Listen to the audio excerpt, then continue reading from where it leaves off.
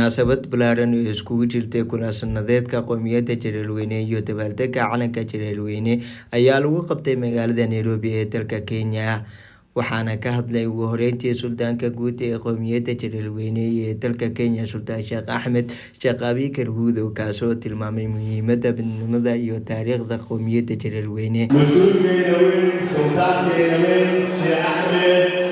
ما شاء الله علينا يسوله مدعو مرات مسحاتكم. همبليو سند جورو عسوب فرحات عسوب هرو ساعات عسوب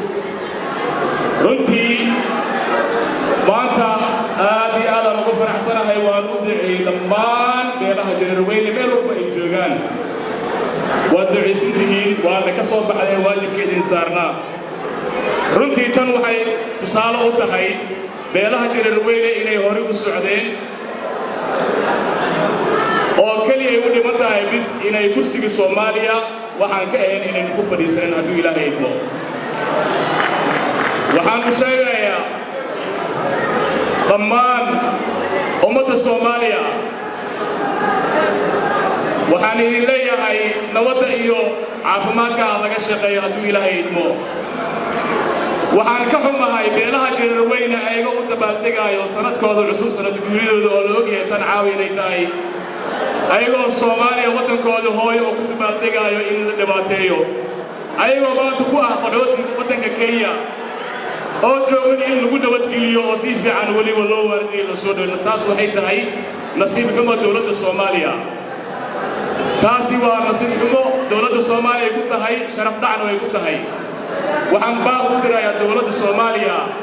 inay ka shaqeyso nabadda iyo caafimaadka ummadda Soomaaliya qaasatan beelaha Jareerweyne iyo digil aw mirifle oo xaq u leh ayaga waliba inay hoggaanka qabtaan ay yihiin kuwa ugu sabarka badan dalka Soomaaliya oo ay jecel yihiin Soomaalnimo iyo hore loo socdo runtii ma aha doqonnimo ama cadaalad xumo ilaa iyo hadda waxay leeyihiin in dawladda aan xismayno dawladdiina waxay leeyihiin ayagana dadka aan dhibaatayno ummadda Soomaaliya qaasatan beelaha Jareerweyne iyo digil aw mirifle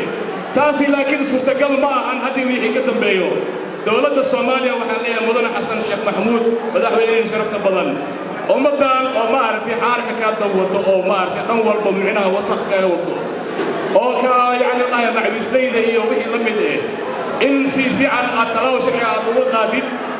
ummadda beelaha Jareerweyne oo laga qaatay bajaajyadoodii iyo mootooyinka laga dhacay si uu dhaqsiha badan xaqooda iyo xoolooda inay ku helaan taas ayaan ka codsanayna anigoo dhan beelaha Jareerweyne waad maasintiin dhammaan xafladina waa idin furan tahay sidoo kale waxaa madasha xafladda khudbada ka jeediyay qaar ka mid ah aqoon-yahanada guddiga qabanqaabada xafladda odayaasha dhaqanka ganacsatada fanaaniinta iyo haweenka dhalinyarada qowmiyadda Jareerweyne soo saarista calankan waqti adag ayaan u soo gelinay dhibaatooyin fara badan aan u soo marnay laakiin kadib markaan la tashanay madaxdeena waxay noo xaqiijiyeen in calankan uu yahay calanka kaliya ee beelaha Jareerweyne oo idin ay ku kulmi karaan ayadoo beel waliba calan gooni ay leedahay haddana calanka mideeya beelaha Jareerweyne taariikhda uu leeyahay calankan ma ahan mid inta lagu soo koobi karo ama hal haween la soo koobi karo wax qabad badan iyo juhdi badan iyo dadaal badan ayaa la geliyay qowmiyadda laftirkeedaba dadka ku abtirsada ee hoos yimaada calankani haddii ahaleen kuwan ku nool waddankani Kenya magaalada Nairobi wax qabadkoodii waan aragnaa ilaa iyo heer dal iyo dibadba calanka asaaskiisa waxaa soo aasaasay dad ku sugnaa dalka Mareykanka magaalada Muqdisho 18 November maalinta ugu horeysay calankan keenay waxay ahayd maalin ay xitaa dad Jareernimada ay ka carraayeen ay diidayeen warkaalay Jareerata makanata shiilata ilata miniyadaan calankaas magaaladaas keenay dadku ugu horeeyay oo garab weyn igisii halkan ugu mahadcelinaya abaay shukr koronto iyo Jareer Aways Maxamed Afrax Jareer Maslax iyo sidoo kale dhalinyarada maanta iyagana bulshada anaga aan wadnay iyagana ka sii wadaan abaabada iyo fartuun balbalaarka oo caawa magaalada muqdisho iyagana dhinacyo kala duwan ee xafladda ka dhigeen waxaan leeyahay hambalyo hambalyo hambalyo calankeena quruxda badan maasha Allah tabaaraka Allah jareerweyn waxaan leeyahay guul guul guul waqti walba guul ayaan leeyahay hadal badan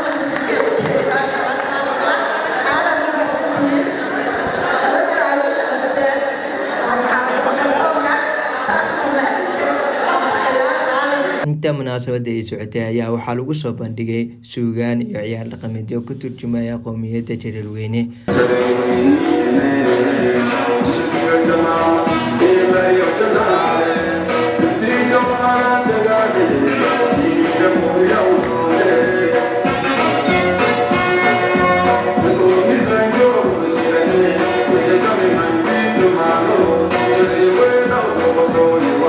Mas-uuliyiinta iyo dhalinyarada ka hadlay munaasabadan ayaa fariin u diray guud ahaan dadka ku abtirsada qowmiyadda Jareerweyne waxaana ay ku baaqeen midnimo iyo walaaltinimada beesha dhexdeeda iyo isku xirnaan guud dalka iyo dibad inay yeelato qowmiyadda Jareerweyne. Waana munaasabadii saddexaad ee loo qabtay calanka qowmiyadda Jareerweyne taasoo lagu qabto guud ahaan meelaha ay degan tahay qowmiyadda Jareerweyne oo loo aasteeyay 18 bisha November.